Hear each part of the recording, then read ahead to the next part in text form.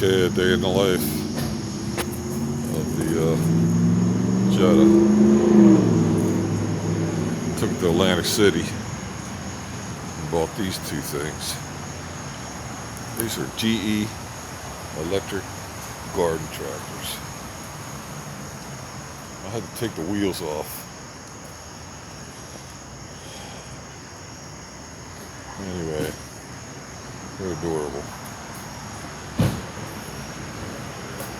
Drag a little bit of rope here, but we're in Maryland now, so I'm feeling good about life.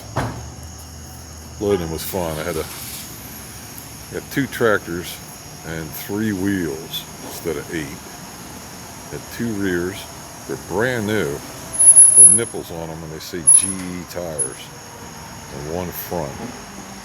So I went to the store and bought a whole bunch of tires.